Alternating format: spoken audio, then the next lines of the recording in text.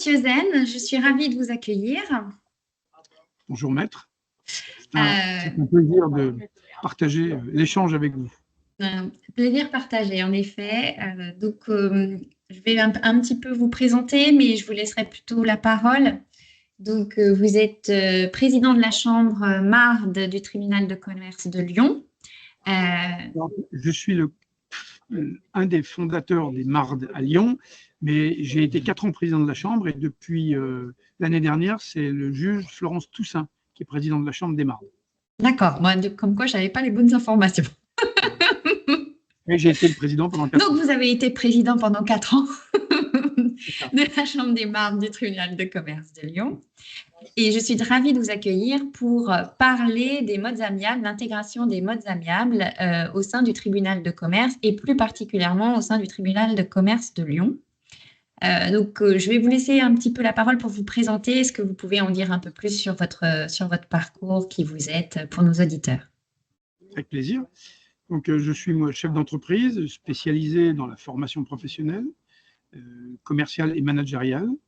J'ai intégré le tribunal de commerce de Lyon en 2011. Donc, je suis un vieux juge, puisque je termine ma 14e année. Et en 2015, le président Chavant avait souhaité, ou en tout cas nous a interrogés, certains juges motivés, pour développer la pratique des mardes, que nous ne connaissions pas du tout. Mais c'était directement dans le cadre et poursuivre la loi 2015 de l'époque, qui avait un objectif de pacifier un peu les relations entre les justiciables. Donc, bien sûr que le tribunal de commerce est typiquement l'endroit où on doit pacifier les relations entre les justiciables. On a donc décidé de lancer les mardes à ce moment-là. Alors, on était plutôt à la préhistoire, bien sûr, parce qu'on ne savait pas trop comment faire. Alors, on avait notre petite idée de la conduite de l'entretien. Mais il a fallu qu'on apprenne toute l'organisation à mettre en place, avec à la fois un avantage, c'est qu'il y a très peu d'écrits sur le sujet, et puis un inconvénient, c'est comme il y a très peu d'écrits, il faut inventer des choses. Voilà. Donc, petit à petit, on a développé cette pratique de conciliation. Alors, avant d'arriver sur la pratique, est-ce qu'on peut peut-être se remettre dans le passé, en 2014-2015, quelle était la situation du tribunal de commerce de Lyon, peut-être particulièrement? Est-ce que c'était un tribunal où il y avait un certain engorgement? Quel était le constat à cette époque? Oh, il n'y avait pas plus, pas moins que maintenant. Il y avait toujours les chambres de contentieux général, il y avait les référés, il y avait les chambres de procédure collective, donc un fonctionnement classique d'un tribunal de commerce. Okay. Et quand on a introduit les mardes, effectivement, l'objectif n'était pas de tant désengorger la chambre du contentieux. Ce n'était pas du tout l'objectif. Ça ne l'est pas non plus encore aujourd'hui. L'objectif principal pour nous, et je pense que c'est une des clés de la réussite de ce qu'on a mis en place, c'est de faire en sorte que les chefs d'entreprise se parlent, pardonnez-moi, dans le cadre d'un tribunal, puissent aussi s'exprimer devant un juge. Bon nombre de chefs d'entreprise ne savaient pas qu'on pouvait le faire. Bien sûr, nous avons dû nous appuyer vice-versa avec les avocats, parce que sans eux, c'était impossible. Et l'objectif était clairement que les justiciables se parlent. Et que les justiciables puissent, alors ça serait merveilleux, c'est merveilleux quand ça arrive, retravailler ensemble en réglant leurs différends par la voie de la conciliation. Ok, donc ça, déjà, on est sur un principe, enfin, on est sur une ligne directrice qui est quand même différente, c'est-à-dire que voilà, le paradigme, c'est de faire en sorte de trouver un espace pour permettre aux personnes et les chefs d'entreprise de se parler, de retrouver, de remettre du lien, en fait, de la relation pour refonctionner ensemble. Exactement. Alors, comment ça s'est passé? Comment vous avez fait? Il a fallu qu'on aille gagner la confiance de vos pairs, les avocats. Pas si simple, parce qu'on a eu tout un tas d'objections de la part de votre corps de métier, ce qui est tout à fait logique. Hein. en pensant peut-être qu'on allait les obliger à faire prendre des décisions à leurs clients, que ça n'allait pas être forcément confidentiel, alors qu'on sait qu'une tentative de conciliation et un protocole doivent rester confidentiels, bien évidemment. Donc, il y avait forcément une méfiance, et puis une méfiance qui est tout à fait logique, parce que je pense que vos collègues se sont interrogés sur notre capacité à être capable de concilier les parties, être capable de mener un entretien, être capable d'organiser ça, et que ça ne soit pas n'importe quoi, et que ça fasse pchit, et que plus rien se passe, et que ça soit un coup d'épée dans l'eau. Donc, ça a été la première difficulté. La deuxième difficulté, c'était aussi de proposer à nos juges, qui étaient déjà en place depuis un petit moment, de changer tout d'un coup une forme de pratique et de dire, ben oui, il n'y a pas qu'un jugement à faire, il y a peut-être la voie de la conciliation, ça peut aider aussi. Un protocole peut être aussi important qu'un jugement, et en tout cas à la valeur de la chose jugée, bien évidemment. Donc on s'est un peu heurté à ça, mais on a une facilité extraordinaire, c'est le greffe. Le greffe nous a beaucoup aidé très vite dans l'organisation, dans la compréhension des textes. Je répète, il n'y en a pas beaucoup, mais il fallait quand même bien les comprendre, il ne fallait pas se tromper. Sans le greffe, on n'y serait pas arrivé. Ça, je le répète, je le dis tout le temps, mais c'est une vérité. Et en tout cas, on n'aurait pas aussi avancé que ça, et aussi vite. En tout cas, c'est peut-être travailler avec main dans la main avec les avocats. Qui a été compliqué, et je crois qu'il y a des conventions de bonnes pratiques qui ont été... Il y a toujours une convention avec le barreau. Le tribunal de commerce de Lyon est très attaché à ça. Alors, dans la convention avec le tribunal, il y a un paragraphe sur les mardes, bien sûr. Alors, il n'y a pas une grande obligation, il n'y a pas grand-chose, hein, il y a juste que, dans la pratique, on y reviendra, mais on convoque le justiciable qui peut se faire aider de son conseil dans le cadre d'un rendez-vous judiciaire de tentative de conciliation. Effectivement, ce qu'on a écrit au fil du temps, c'est que vous devez, si vous voulez conseiller votre client là-dessus, d'honorer ce rendez-vous-là. Effectivement, vous avez tout à fait la possibilité de nous dire avec votre client que vous ne voulez pas concilier. On vous demandera pour quelle raison, bien sûr, mais on s'est engagé, le barreau s'est engagé avec nous, que vous soyez présents, en tout cas que les avocats soient présents avec leurs clients, et n'annulent pas, par exemple, un rendez-vous en disant « je ne veux pas concilier ». Voilà. Ça, par contre, on l'a très vite mis en place, les avocats l'ont bien compris, le bâtonnier de l'époque aussi, bien sûr, et les présidents successifs du tribunal, surtout Michel Thomas au départ, enfin après Yves Chavant, parce que Yves, c'était sa dernière année, et Michel Thomas a repris le flambeau derrière et a été très clair avec votre profession. C'est un rendez-vous judiciaire que vous devez d'honorer avec votre client, si vous voulez venir avec votre client. Une convention de bonne pratique, oui. Se faire confiance, oui. Faire en sorte que les acteurs, que ce soit greffe, magistrats et avocats, soient dans la même dynamique pour promouvoir réellement la conciliation, qui est le seul texte qui est en vigueur, en tout cas qui était en vigueur à l'époque, pour faire la promotion de l'amiable devant le tribunal de commerce. Exactement. Alors, exactement. du coup... Et pour terminer sur ce que vous dites là, le climat de confiance qu'on a su créer entre les avocats et nous ce climat-là permet aux justiciables de se sentir en confiance quand ils rentrent dans un de nos bureaux au tribunal, ce qui est toujours impressionnant pour un justiciable qui n'a pas l'habitude. Et en plus, il se retrouve face à celui pour qui il pourrait éprouver un petit peu de haine, si vous voyez ce que je veux dire. Tout à fait. Ce sont des moments très compliqués pour les justiciables de se retrouver autour d'une table. Très compliqué. Oui, parce que, alors allons plus dans la pratique.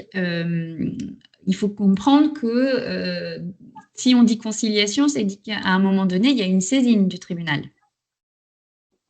C'est que vous avez une assignation. Alors, le point de départ, c'est l'assignation. Voilà.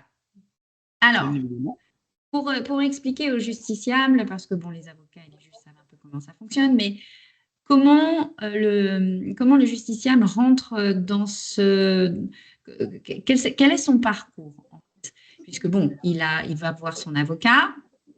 Je pense que s'il engage une procédure, c'est que il y a une situation de blocage, et donc vous vous retrouvez avec cette assignation de saisine. Quel est son parcours, quelle est l'orientation qui est faite au dossier? Alors, On a donc ce qu'on appelle un juge prescripteur, alors qu'on a respecté parfaitement les textes qui étaient prévus. On a un juge qui, lors de la préparation de son audience de contentieux général ou de référé, sélectionne un dossier dont il considère, pour tout un tas de raisons, que ce dossier peut être sélectionné dans le cadre des mardes pour tenter de trouver une voie de conciliation. Et du coup, est-ce qu'il y a des critères? Il y a un principal, alors, hormis les demandes que vous nous faites en termes de procédure et qui n'exigent pas de conciliation, le principal critère, c'est l'éloignement du tribunal de commerce de Lyon par rapport aux sociétés, par rapport aux justiciables. Donc on aimerait un critère assez simple, c'est plus de 2h30 de Lyon, que ce soit du TGV, de la voiture, de l'avion, entre guillemets. On ne sélectionne pas le dossier en premier rendez-vous marde. Je vous donne un exemple, il serait très compliqué d'arriver de Toulouse avec la ferme envie de vouloir concilier, de se retrouver face à la partie d'en face qui va vous dire non. Bon. Maintenant, au moment des renvois, au moment des différentes moments de chambre d'orientation, hein, il y a de temps en temps des parties très éloignées nous demandent d'être convoqués dans le cadre des mardes. Donc là, c'est plus la même chose. Le justiciable a prévu de pouvoir venir sur Lyon et de pouvoir échanger avec son contradicteur. Mais nous, oui, dans parce la sélection, que pour expliquer vraiment, aller dans le parcours, c'est-à-dire qu'il y a d'abord une assignation où il y a une prise de date. Donc, il y a une date qui est déjà fixée, où il y a une audience d'orientation, oui, où les gens se présentent seuls s'ils ne sont pas accompagnés d'un avocat ou avec un avocat. Et il y a une orientation qui se fait à un moment donné avec le juge, savoir est-ce que certains concluent, est-ce qu'il y a des demandes qui sont faites, notamment alors, sur une orientation sur un premier rendez-vous de conciliation. Alors, ce n'est pas tout à fait comme ça. Parce que ce qui est très important, et ce qu'on a respecté et qui est une autre clé de la réussite, c'est que ce sont deux procédures parallèles.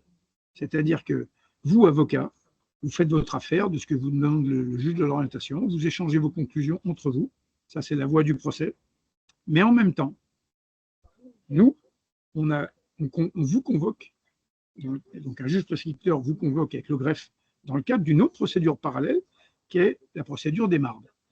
J'insiste là-dessus parce que la conciliation ne met pas fin au procès ou ne met pas fin à une espèce de période où il n'y a plus rien qui se passe dans l'échange de conclusions. Oui. Les deux procédures continuent ensemble. Alors effectivement, des fois, il faut être un peu, si on parle l'expression, un peu schizophrène quand on est avocat, mais ou justiciable. Il faut à la fois continuer de se dire des choses difficiles par écrit, et puis continuer de venir au tribunal, parce qu'on ne concilie pas en un seul rendez-vous. Hein. Des fois, on a besoin de 3-4 rendez-vous. Ça peut durer jusqu'à 1 an et demi. On a des records là-dessus, la moyenne étant de quand même 3 à 4 mois pour trouver un accord. Et se dire des choses qui sont confidentielles et qui ne sont pas forcément écrites dans les conclusions. Ça, pour nous, c'est extrêmement important. Et, mais néanmoins, il y a une première audience et vous faites votre rendez-vous judiciaire, votre orientation avant l'audience d'orientation. Votre réorientation en rendez-vous judiciaire avant l'audience d'orientation. C'est ça que je comprends. Des fois, non. Des fois, vous êtes peut-être convoqué parce qu'il y a peut-être eu la convocation qu'on vous a donnée n'allait pas à votre client, n'allait pas à l'avocat ou à toutes les parties. Donc, on renvoie et de temps en temps, on vous reçoit. Il y a déjà eu 2 échanges de conclusions chacun. Donc, vous êtes déjà passé en chambre de l'orientation et on ne vous a jamais vu encore en conciliation. Il n'y a pas de règle là-dessus. Il n'y a pas de règle. Ce que je comprends, c'est qu'il y a beaucoup de souplesse. Ben oui. C'est aussi la troisième clé de la réussite. Il y a énormément d'adaptabilité de la part des avocats et de nous, sur l'agenda par exemple, sur l'adaptation, entre guillemets, si vous parlez l'expression, à la procédure d'en face. Il peut y avoir eu par exemple des échanges extrêmement difficiles par écrit, souvent avec des noms d'oiseaux, et on peut, nous, s'adapter dans le bureau de conciliation pour que ça se passe bien. Du coup, comment vous avez, combien il y a de juges qui sont attachés à la chambre? Alors, on a une chambre de marde avec 12 juges. 12 juges. Voilà. Alors, je reprends pour ma compréhension et peut-être la compréhension de l'auditoire. Donc, il y a dans le parcours pour le justiciable, Oui, soit c'est une demande expresse de sa part et qu'il précise dans le cadre de l'assignation. Et bien du sûr. coup, il y a ce rendez-vous d'orientation en conciliation, rendez-vous judiciaire en conciliation qui est proposé. Oui, Soit vous avez l'assignation avec la date d'orientation de première présentation du dossier et à ce moment-là, les justiciables peuvent également demander à ce qu'il y ait cette orientation. Soit avant, en préparation, personne ne demande rien.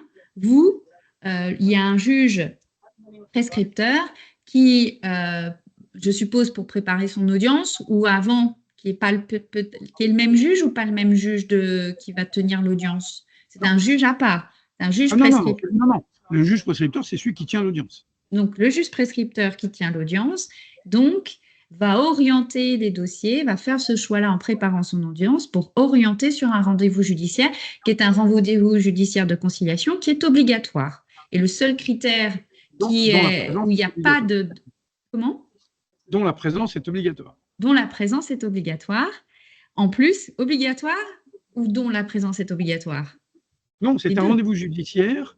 C'est un rendez-vous judiciaire, entre guillemets, qui n'est pas obligatoire sur la date parce qu'il peut être bougé. Il n'est pas tenu d'être présent, ni il sera fait quoi que ce soit au justiciable s'il ne peut pas venir, ou à l'avocat. En revanche, la présence du justiciable est obligatoire dans ce rendez-vous de conciliation. Donc, dans ce rendez-vous, c'est l'orientation qui est faite par le juge prescripteur avant ou après ou pendant. Voilà. Donc, beaucoup de souplesse. On s'est mis une règle pour la première date de rendez-vous qu'on a écrite dans la convention avec le barreau. C'est si vous assignez, je vous donne un exemple, en juillet 2024, et que votre affaire est une affaire entrante en juillet 2024, on va vous proposer un rendez-vous entre 2 et 3 mois après l'entrante. Pour une raison qui est très simple, et c'est à la demande des avocats, vous souhaitiez pouvoir avoir échangé au moins un jeu de conclusion de la partie en défense pour être reçu en conciliation. Voilà. Donc, on n'y voyait pas d'inconvénient, ce qui fait que on vous convoque entre 2 et 3 mois après l'entrante à l'audience de votre assignation. Oui, parce qu'il y a forcément à un moment donné, pour pouvoir concilier, c'est toujours bien d'avoir évoqué un certain nombre de points juridiques en amont, ou en tout cas avoir échangé, surtout si c'est ce point-là qui reste problématique, pour peut-être faire en sorte que les justiciables puissent être confiants dans la conduite de la conciliation et être sûr que tous les arguments et tous les points aient bien été compris et vus par tous, même si on peut s'en départir lors de la conciliation, parce que dans la conciliation, on ne fait pas du droit, on ne fait pas que du droit. Vous avez raison, mais ça permet aussi aux avocats d'avoir le temps d'échanger entre eux en toute confidentialité, comme la règle le permet. Et c'est pas rare, c'est même, on a vu quand même que ça commençait à même prendre un peu plus forme qu'avant. Vous arrivez vers nous 2 mois ou 3 mois après en nous disant vous avez trouvé un axe de conciliation et vous êtes déjà mis d'accord. Vous nous envoyez ravis à ce moment-là. Alors du coup, ce que je comprends, c'est que non seulement ça a permis de remettre du lien, de la relation et de la communication entre justiciables, mais également entre avocats. Exactement. Exactement. Vous avez tout à fait raison. Bon, c'est pas très glorieux pour notre profession, mais au moins, ça le permet. Parce que ça change. Nous, on en est ravis. On en est ravis quand vous venez nous voir avec votre consoeur ou votre confrère en nous disant soit on s'est mis d'accord il y a une semaine et on vient vous voir pour vous dire qu'on s'est mis d'accord, soit on s'est même mis d'accord dans le couloir quand vous m'attendez. Alors, à l'audience de ce rendez-vous judiciaire de conciliation, on va plutôt l'appeler rendez-vous judiciaire de conciliation plutôt qu'audience. Comment ça se passe? Comment vous pourriez décrire ça auprès des justiciables qui nous écoutent? Alors, ça dépend après du stade du rendez-vous. Mais en général, au premier rendez-vous, qu'on appelle chez nous rendez-vous marde, premier rendez-vous de conciliation, les deux justiciables rentrent avec leur conseil et on reçoit les deux parties en même temps. On évoque les règles, nous, les juges, on évoque la règle ou les deux règles principales du rendez-vous marde, c'est-à-dire la stricte confidentialité des propos, qui, si il n'était pas dans les conclusions d'avant, mais surtout dans les conclusions d'après, il faut un accord express entre les deux parties. Ça, c'est les avocats qui se débrouillent. Voilà. Ça, c'est la première des choses. La deuxième des choses qu'on évoque, c'est que c'est une tentative de conciliation et que personne n'est obligé de concilier. Ça déstresse, ça.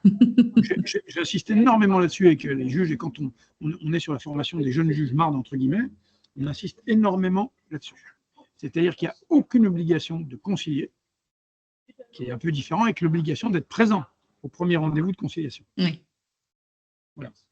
Et à partir de là, on écoute les parties, chacune leur tour, et c'est à ce moment-là, si le juge a la patience d'être bien écouté, parce que nous, on a un travail à faire, c'est de prendre le temps de vous écouter, les avocats, les justiciables, chacun leur tour, et puis il y a un échange qui va se créer obligatoirement, qui va se passer. Après, on est capable de questionner pour relancer.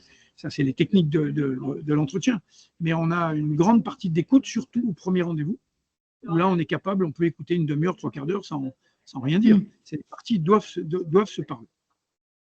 Oui, donc le temps consacré à ces rendez-vous marde, ils sont rythmés, vous évoquez, c'est 1 heure, 2 heures, vous en parlez, vous déroulez sur la journée. Nous, on a une organisation qui fait qu'on reste à peu près, on prend un rendez-vous toutes les heures, en tout cas pour les entrants, pour les premiers rendez-vous, pardon. Après, comme on connaît un peu mieux l'affaire, quand on fait des renvois, des fois on fait des renvois, on prend des rendez-vous sur 1 heure, ou des fois, s'il y a besoin, on prend des rendez-vous sur 2 heures. Nous, on s'adapte. Là-dessus, on s'adapte. Mais c'est le juge, chaque juge s'adapte par rapport à l'affaire qu'il a en face de lui. Et comment, ou la difficulté ou la complexité de l'affaire. Et à chaque fois, les justiciables ont au moins préparé, ou chacun des avocats ont échangé sur des conclusions ou pas? Ils connaissent bien leur dossier, ils connaissent bien leurs conclusions. Ils connaissent bien leur dossier. Il n'y a pas forcément de conclusion. C'est-à-dire, si, il y a forcément un jeu de conclusion minimum. Il y a forcément un jeu de conclusion. Donc, chacun a forcément conclu. OK. Ouais. Donc, si vous arrivez devant nous avec une seule assignation et la partie en défense n'a pas conclu, pour X raison, on renvoie l'affaire. Vous renvoyez, d'accord. Du coup, le rendez-vous se tient et puis ensuite, le rythme est laissé à la discrétion du justiciable, ou c'est vous qui imposez un rythme? C'est nous le chef d'orchestre quand même. Vous êtes le chef d'orchestre. On a des techniques de questionnement qui fait qu'on oriente quand même la chose. Alors effectivement, vous avez l'exemple, c'est le justiciable qui va continuellement, entre guillemets, mal parler à son justiciable d'en face. Là, on intervient. Il y a des limites. On essaye de mettre que la bienveillance se tienne le plus possible, la sincérité, ce qui n'est pas gagné, hein, dans les échanges au début. Et puis, ça, c'est à nous de régler ça, parce que les deux justiciables ne peuvent pas. C'est trop compliqué. Et les avocats? Les avocats pourraient. C'est compliqué pour vous au début, parce qu'on nous a souvent fait le reproche, votre profession nous a souvent fait le reproche de nous dire, comprenez, moi, si je me mets de votre côté, du côté du juge, mon client me dit que je ne crois pas dans son dossier. Bon. Donc, on connaît tout ça. On ne demande rien, on ne vous demande rien à ce stade-là, les avocats. On vous demande d'expliquer votre position et d'accompagner votre justiciable quand il s'exprime sur certaines choses. Par contre, effectivement, c'est nous qui... J'aime pas le mot police, parce qu'effectivement, au tribunal... Ça, c'est une façon de tenir... Mais en conciliation, le mot ne va pas bien. Donc, on met de temps en temps un petit peu d'ordre dans le rendez-vous. Du recadrage, ça s'appelle. Oui, voilà. Mais bon, en général, le climat est... Enfin, en général, à 90% des cas, le climat est tendu, bien sûr, mais bon, au bout d'un moment, ça lâche parce que les justiciables se sont parlé. J'insiste beaucoup là-dessus. Beaucoup là-dessus. Et c'est-à-dire que, du coup, il n'y a pas de préparation avec les avocats en amont. Vous ne prenez Non, pas rendez-vous avec les avocats en amont pour préparer non, sur ce rendez-vous? jamais. Jamais. Et pourquoi? Parce que c'est le justiciable qui est convoqué dans le cadre d'une conciliation, pas l'avocat. Néanmoins, je suppose que vous pouvez avoir des avocats qui sont un peu retors, qui viennent la patte un peu qui traîne. Non, non, je ne vois pas ce que vous voulez dire, cher maître. Par contre, effectivement, je le dis, et maintenant je pense que le barreau est au courant et tout le monde commence à être au courant. Si un avocat veut me voir avant, veut voir un de mes juges avant, veut voir son juge qui a été désigné pour la conciliation, il n'y a aucun problème. Avant, ça veut dire 5 minutes avant l'entretien. C'est-à-dire que vous êtes là à l'entretien et vous tapez à notre porte en disant « j'aimerais vous parler avant », je vous reçois, bien sûr. Parce que dans le cas de la conciliation, on peut manier le contradictoire comme on peut manier le non-contradictoire. On fait comme on veut. Et là, c'était plutôt… Parce qu'il y a des conventions de bonne pratique, mais dans les conventions de bonne pratique, c'est vraiment sur l'organisation et le process. Mais de notre côté, nous ne travaillons pas sur la préparation. Enfin, il n'y a rien qui est fait par nos ordres sur la préparation de ces rendez-vous par l'avocat du justiciable. Et c'est vrai que on peut se poser la question de la pertinence de cette préparation-là en pluridisciplinarité, c'est-à-dire de faire en sorte qu'il y ait quand même des échanges qui soient faits, parce qu'il y a parfois peut-être des situations, notamment par exemple si vous avez deux associés qui sont en conflit et vous avez l'homme, le mari et la femme. Ça nous arrive souvent. Et oui, ou le père et le fils, bon, c'est vu. Voilà. Donc, il y a peut-être des subtilités qu'il conviendrait de connaître, de préparer avec les avocats, voire même porter l'attention. Je suis d'accord avec vous, sauf que ce n'est pas notre demande, c'est la demande des avocats. OK. Sans quoi la Chambre des mardes est morte. Le principe de la liberté, cher maître. Principe de la liberté. C'est-à-dire que si vous venez nous trouver tous les deux, les deux avocats des deux parties, mais par exemple, après le premier rendez-vous de conciliation, ça nous est arrivé souvent. Les deux avocats m'ont dit « Je juge, vous avez vu, c'est un peu compliqué, est-ce qu'on peut se voir avant pour le prochain rendez-vous ?» Pas de problème, on fait un rendez-vous intermédiaire. Si les deux justiciables sont d'accord, qu'on travaille avec les deux avocats, que les deux avocats sont d'accord, pas de problème. Mais ce n'est pas notre demande, c'est à la vôtre. D'accord. Je vois tout le stratège. Non, la subtilité. Oui, subtilité, c'est mieux. Vous avez une profession qui est une profession difficile. Où le principe de la liberté est important. Le principe de la liberté est très important. Mais c'était notre engagement auprès du bâtonnier de l'époque, en 2016 surtout. 2015, on a un peu fait ça avec si vous me parlez d'expression, avec un crayon et une gomme, mais à partir de 2016, on a fait un bel échange avec le barreau. Effectivement, la demande du barreau, c'était la grande liberté des avocats. Et alors, au niveau du rythme, après, des réunions, c'est un rythme qui reste… Oui, des rendez-vous. C'est en général, on vous reconvoque en moyenne une fois toutes les 3 semaines. On fait des renvois à 3 semaines, un mois. Une fois toutes les 3 semaines. Parce qu'il faut aussi que les idées germent, il faut que les justiciables réfléchissent tranquillement, il faut que ça se fasse. Voilà. Ça s'appelle… Et je suppose toujours avec le principe de la liberté et en partenariat avec les avocats. Oui, bien sûr. Bien sûr. OK. Bon, super.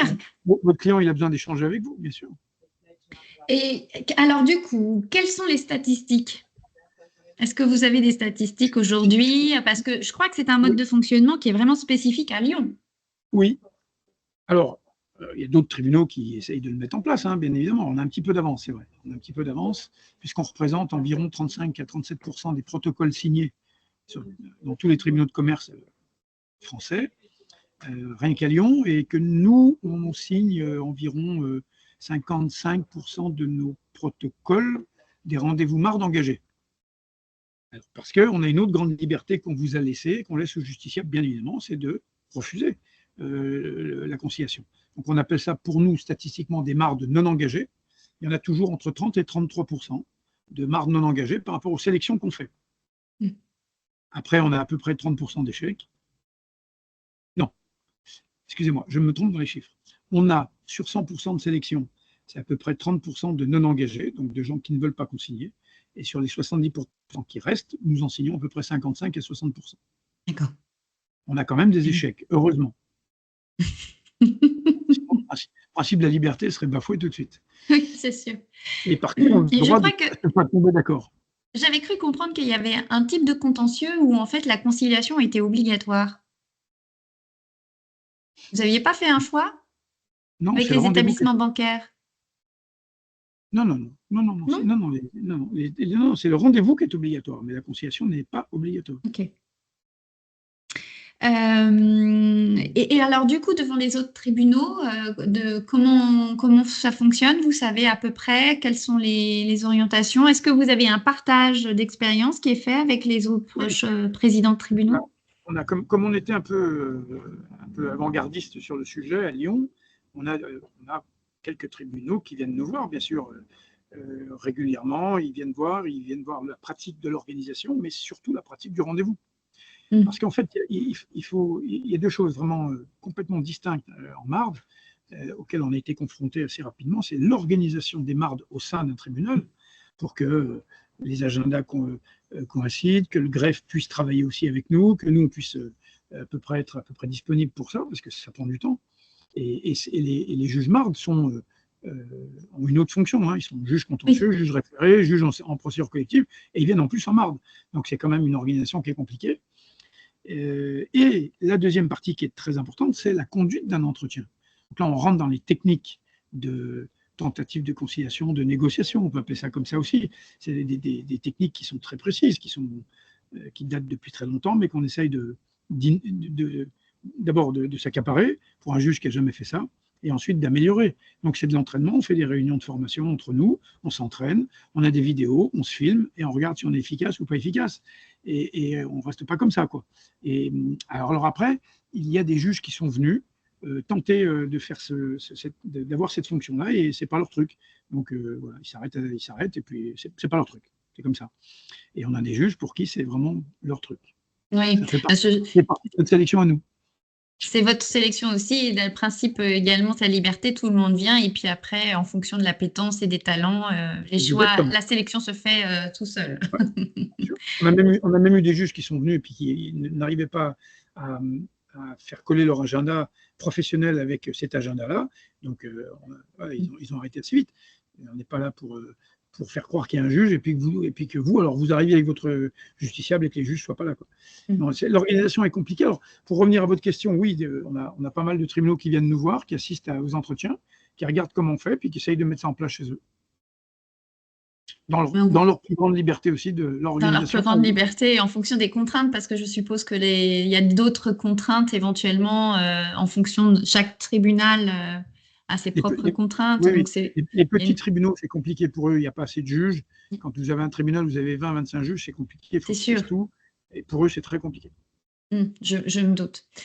Eh bien, parfait. Merci beaucoup pour ce partage d'expérience. On va de toute façon continuer à échanger, mais peut-être lors d'un autre podcast, puisqu'on a quand même de nouveaux défis qui viennent. Alors, ça tombe bien parce que nous avons un nouveau président avec Bruno da Silva qui va faire de son mandat le développement de l'amiable, un des axes principaux. Donc, oui, il sera très intéressant de l'interroger. Oui, parce qu'on aura l'audience de règlement amiable qui vient juste d'être intégrée par le décret du 3 juillet 2024 sur les procédures de simplification. Et puis la loi d'orientation et de programmation aussi qui a instauré les tribunaux des affaires économiques, dont le tribunal de commerce de Lyon a été désigné comme tribunal à titre expérimental. Donc 4 années riches en nouveautés et en nouveaux défis. Donc, je vous remercie beaucoup pour ce partage. Avec plaisir, et puis, à très bientôt. Avec plaisir.